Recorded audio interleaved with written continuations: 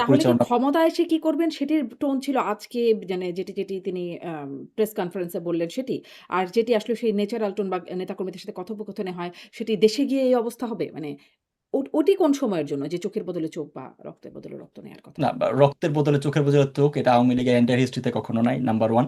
Number 2 হচ্ছে, বক্তব্যে তো দেখছি শীর্ষ নেতাদের বক্তব্য। একদম না নাম্বার আপনার 1, নাম্বার 2। এরকম মানে ওই চোখের বদলে চোখ, এটা স্পেসিফিক্যালি কার বক্তব্য আমি নিজে জানি না, কারণ আমি জানি না যে হুম আই এম ডিফেন্ড, লাইক মানে আমি আমার যে জিনিসটা বলতে পারি সেই জিনিসটা বলতে পারি, যে হচ্ছে যে আপনার অ্যাকশন থেকে জিনিসটা হচ্ছে বুঝতে পারি যে আপনি হচ্ছে অ্যাকচুয়ালি কি করেন, এরকম কোনো রেকর্ড আপনার দেখেন। গত 2 বছরে এত পারসিকিউশন সত্ত্বেও আওয়ামী হুম। লীগ কি ধ্বংসাত্মক কোনো ধরনের কাজে এখন পর্যন্ত গেছে কিনা, যায় নাই কিন্তু। মানে একটা মানুষকে আপনার হচ্ছে নির্যাতনের চূড়ান্ত সীমায় নিয়ে গেছেন, তারপরেও কিন্তু আওয়ামী লীগ এখন পর্যন্ত মানে ওই যে মিছিল করতেছে, মিছিল মানে কি একটা নিয়মতান্ত্রিক রাজনৈতিক কার্যক্রম করার চেষ্টা করতেছে। আওয়ামী লীগ কোথাও হচ্ছে আপনার ধ্বংসাত্মক কার্যে হয় না। সো আপনার আওয়ামী লীগের অ্যাকশন দেখে এই জিনিসটা হচ্ছে বুঝতে হবে বা পারসিভ করতে হবে যে আওয়ামী লীগ কিরকম কি করবে।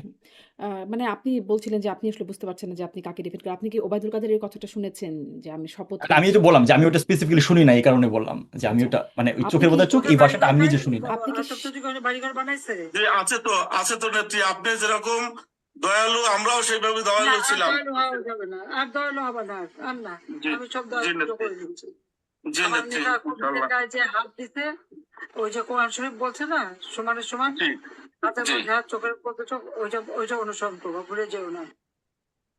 মানে সেজন্যই জিজ্ঞাসা করছিলাম যে আমি অনেকজনের কাছ থেকে একদম না ১ নাম্বার ব্যক্তি থেকে ২ নাম্বার ব্যক্তি আরো মোফাজ্জল হোসেন চৌধুরী অনেকের কাছ থেকে শুনছিলাম ফলে এটি মানে না, বোঝা আপনার হচ্ছে ওই যে মানে আপনার আপনার হচ্ছে এটার প্রথম ব্যাখ্যা তো আমি দিয়েছি আপা, যে এটার ভাষাটা কিরকম হয়, হুম। কোন পর্যায়ে এই ধরনের হচ্ছে ভাষণ আসতে পারে। আর 2 নম্বর হচ্ছে অবভিয়াসলি যারা এই 2 বছর ধরে আওয়ামী লীগের প্রতি এরকম নির্মম নির্যাতন নিষ্পেষণ করে যাচ্ছে তাদেরকে বিচারের আওতায় আসবে না, সেটা নিয়মতান্ত্রিক প্রক্রিয়া অবশ্যই বিচারের হুম। মানে মাধ্যমে আসবে, আপনার হচ্ছে জি। ন্যায় বিচার নিশ্চিত করা হবে। মানে সেখানে আইনের শাসনের কথাও বলছেন মহিবুল হাসান চৌধুরী নওফেল বলছেন বা আপনিও বলছিলেন যে ন্যায় বিচারের যে বিষয়গুলো। কিন্তু ধরেন এটার বিষয়টা কি হবে? যে এই যে মানুষগুলো যারা আসলে এই সময়ে গুম হলেন এই দীর্ঘ সময়ে বিশেষ করে যাদের নাম খুব আসে ইলিয়াস আলী, চৌধুরী আলম, আম সাজেদুল ইসলাম সুমন এদের এই যে নামগুলো আসে বা মাইকেল চাকমা আ কেউ ফিরে এসেছেন কিন্তু আবার কেউ আসেনি। ইলিয়াস আলী, চৌধুরী আলম বা সুমনদের মতো অনেকে ফিরে আসেন নাই। আ মানে এই বিষয়গুলো আপনারা এত আইনের শাসন, বিচারের কথা বলছেন। কিন্তু যখন বিচার বহির্ভূত হত্যাকাণ্ড, গুমের বিষয়গুলো এই কলঙ্কগুলো আপনাদের গায়ে লাগানো হয়, আওয়ামী লীগের গায়ে, আওয়ামী লীগ সরকারের গায়ে, তখন আসলে এই কথাগুলো কতটা ক্রেডিবল হয়? ন্যায় বিচার হবে, না দেখেন, আইনের মানে শাসন আপনার হবে। হচ্ছে আপনি যে নামগুলো বললেন, those are Real. At the same time এটাকে বেস করে কি ধরনের হচ্ছে আপনার propaganda campaign, at the same time victimise করার চেষ্টা করা হয়েছে। একটা হচ্ছে অনেস্ট ক্লেম, অনেস্ট বিষয়, একটা হচ্ছে এটাকে ব্যবহার করে আপনি কতটুকু পলিটিক্যাল জায়গা থেকে ব্যবহার করবেন। ইলিয়াস আলী যদি আপনি পলিটিক্যাল রেটরিক চিন্তা করেন, ইলিয়াস আলীর ব্যাপারে মির্জা আব্বাসের এই ভাষণও কিন্তু আছে, হুম, হুম, যে ইলিয়াস আলীকে বিএনপি হত্যা করেছে, রাইট? হুম। বিএনপির লোকজনের সাথে জড়িত মির্জা আব্বাসের বক্তব্য আছে, সেটা আপনি হত্যা একটু সার্চ করেছে দিলে সেটা বলে পাবেন। নাই। কিন্তু আমি শুনেছি মির্জা আব্বাস বলেছেন যে হ্যাঁ, মির্জা বিএনপি আব্বাসের কারা, বক্তব্য কারা আছে। আচ্ছা, আমি যে জিনিসটা বলার চেষ্টা করছি টু মাচ মানে ভেরি ক্লিয়ার। প্রথমত, যে আওয়ামী লীগকে ভিক্টিমাইজ করার জন্য যে আয়নাঘর স্ট্রাকচার ব্যবহার করা হচ্ছে, এই আয়নাঘর কেউ দেখাইতে পারে নাই। এক এক দিন এক এক ভার্সনের আয়নাঘর আমরা দেখতে পাচ্ছি, নাম্বার 1। নাম্বার 2 হচ্ছে 5,000, মানে অনেকগুলো 7,000, আছে তো 10,000 মানে তাদের যে ভার্সন সেটা যদি আমি শুনি যে তারা বলছেন যে বলেন। অনেকগুলো আছে। ফলে একেক দিন একেক ভার্সন দেখানোই তো হবে। না না, অনেকগুলো আয়নাঘর না, এটা আপনি হচ্ছে যদি লজিক্যাল জায়গা থেকে দেখেন, শুনেন মানে আহ, যে পরিমাণ আপনার হচ্ছে ড্রামাটিক লোকজন ইউনুস গভর্নমেন্ট অ্যাকোমোডেট করেছিল তার সরকারে, এরকম ন্যূনতম কিছু পাওয়া গেলে সেটাকে 100 মাল্টিপ্লাই করে আপনাদের দেখাইতো। Let me very clear. ধরুন সিরিয়াতে যে উদাহরণ দেওয়া হয়, সিরিয়াতে বাসার বা মানে আস্তাদ রেজিম চেঞ্জ হওয়ার পরে যারা এরকম গুম থেকে ছিল, তারা অন ক্যামেরা বের হয়ে আসছে, তারা কোথায় আছে না আছে এটা জানি না। আপনি দেখেন এখানে হচ্ছে একজনকে বের হয়ে নিয়ে এসে নতুন গামছা দিয়া মুখ মুছতে মুছতে একটা কান্নার ভাব করতে হয়েছে, বিভিন্ন ধরনের বক্তব্য আমি শুনি না। এই পুরো জিনিসটা তারা হচ্ছে একটা কমেডি বানিয়ে ফেলছে। এগেন আই এম সেইং যে আপনার যারা তিনি এই অপহৃত এতগুলো হয়েছে, বছর আমি তিনি আমি আমি কোথায় একটু ছিলেন? শেষ আপনি করি তাহলে আমান ক্লিয়ার আজমির হবে। কথা বলছেন, ব্রিগেডিয়ার আমান হ্যাঁ আজমির হ্যাঁ কথা বলছেন। মানে তিনি হ্যাঁ, এতদিন তারপর হচ্ছে কোথায় ভিডিও, ছিলেন? হ্যাঁ, মানে এটার তো দুইটা ভার্সন, সে আত্মগোপনে ছিল না গভর্নমেন্ট কোন জায়গায় ছিল, সে দুইটা ভার্সন হতে পারে। আমি যে পয়েন্টে বলছি, আমি ধরেন আপনার যদি চুজ এন্ড পিক করে একটা বিষয় নিয়ে কথা বলতে চাই, তাহলে বিষয়টা হচ্ছে ধরেন মানে আলটিমেটলি কোনো এন্ডিং এ পাওয়া যাবে না। আমি যে জিনিসটা বলতে চাচ্ছি সেটা হচ্ছে যে আয়নাঘর বা যে সেলগুলো রিসেন্টলি যে জিনিসগুলো দেখা হয়েছে হচ্ছে র্যাবের সেল ছিল।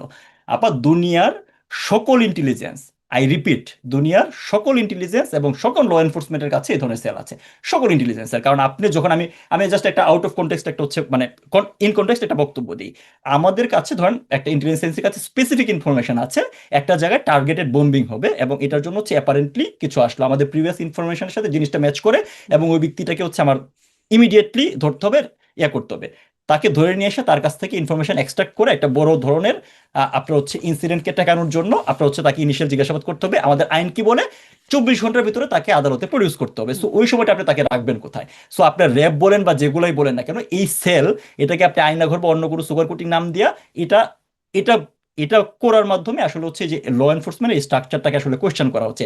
যারা করছে তারাও এটা জানে যে দুনিয়ার এমন কোনো জায়গা ইন্টেলিজেন্স বা হচ্ছে ল এনফোর্সমেন্ট নাই যাদের এরকম সেল নাই। এখন আপনি যদি আসেন স্পেসিফিক কোয়েশ্চেনের ব্যাপারে, ব্যাক টু ইউ, যে আপনার যখন স্পেসিফিক কোনো ইনসিডেন্ট ঘটেছে, আমি আবারও বলছি যে ধরেন নারায়ণগঞ্জে যে 7 মার্ডারের ঘটনা ঘটেছে, এটা তো হচ্ছে কোনো একটা স্পেসিফিক ব্যক্তি ঘটেছে, তাই না? র্যাব র্যাবের লোকজন ছিল, এটা তো অস্বীকার করার সুযোগ নাই, এবং তাদেরকে আইনের আওতায় আনা হয়েছে।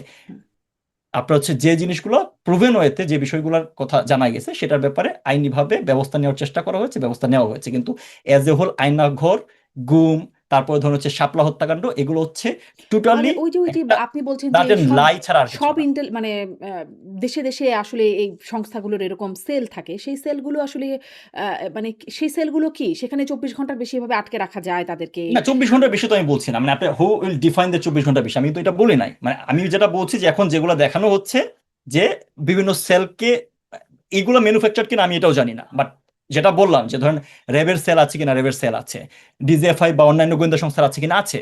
ফর দ্য টাইম বি ইন্টিগ্রেশনের জন্য তাদের সেল থাকে, এবং এটা আপনার হচ্ছে কি বলে যে কোনো ইমিডিয়েট লিগাল আপনার হচ্ছে ল অ্যান্ড অর্ডার সিচুয়েশন রাখার জন্য হুম। প্রয়োজন। But as per the law অনুসারে 24 আওয়ার্সের ভিতরে কোর্টে প্রডিউস করা লাগে। এখন এগুলোকে হচ্ছে আপনি আইনাঘর বলার কোনো কারণ নাই। আর বাকি যে জিনিসটা বলেন, যেমন ধরেন আমান আজমি বলেন, বাকি যাদের বলেন, এরা ইতিমধ্যেই তাদের যে প্রক্রিয়া বা তাদের যে ভার্সনটা তারা সামনে আনার চেষ্টা করেছে, যেভাবে লুক্রেটিভ ওয়েতে এটাকে আপনার ভিডিও ভার্সন আমরা হচ্ছে দেখেছি। হ্যাঁ, যেমন ধরেন হচ্ছে একটা বড় উদাহরণ তো আছে যে আমাদের সালাউদ্দিন সাহেব, যে তাকে বলা হয় অ্যাপারেন্টলি গ্রুম করা হয়েছে, ইন্ডিয়াতে নিয়ে রেখে দেওয়া হচ্ছে। যে জিনিসটা বলা হয় যে ধরেন আপনার কি বলে যে ইন্ডিয়া তো হচ্ছে আওয়ামী লীগের খুব মানে কি বলে বন্ধুরাষ্ট্র, বা এই এই এই জিনিসটা অবভিয়াসলি আওয়ামী লীগের বন্ধুরাষ্ট্র, বাট ইন্ডিয়ার কাছে বাংলাদেশ দেশ বিক্রি করেছে, এরকম প্রচুর ভাষণ আছে না? তো এই জায়গায় হচ্ছে ইন্ডিয়ার কাছে যদি হচ্ছে গুম করার দরকার থাকতো, তাইলে আপনার সালাউদ্দিন সাহেব এই লম্বা সময় রিসোর্টে বসে পলিটিক্যাল প্রোগ্রাম অ্যাক্টিভিজম রেগুলার করতো না, কিন্তু সালাউদ্দিন সাহেবও তো গুম হয়েছে, এই ভাষণটা আছে, ঠিক না? তো আপনি এই স্পেসিফিক্যালি যে গুমের অভিযোগ এবং কথিত আয়নাঘরের অভিযোগ বলা হচ্ছে, সেই জিনিসটা আসলে হচ্ছে একটা ব্লাটেন্ট লাই। তাহলে কি এরকম ব্ল্যাটেন্ট লাইয়ের মধ্যে কি কিছু সত্যিতা আছে? মানে কিছু মানুষ গুম হয়েছে, যত মানুষ বলা হচ্ছে তত হয় নাই, কিন্তু কিছু হয়েছে, ব্যাপারটা কি এরকম? নাকি না, কেউই হয় নাই, গুমই ছিল না, বলতে কিছু ছিলই না আসলে?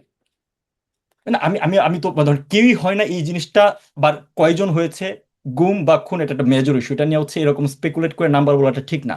বাট এই ধরনের স্পেসিফিক অভিযোগ আছে, এই নামগুলো তো হচ্ছে অভিযোগ থেকে এসেছে। ধরেন আপনার হচ্ছে মাইকেল চাকমা বলেন, আপনার আজমি, তারা একটা সময় ডিসঅ্যাপিয়ার ছিল এবং দেন তারা রিঅ্যাপিয়ার্ড হয়েছে, এটার ভিতরে তো হচ্ছে কোনো মিথ্যা নাই, দ্যাটস ট্রু।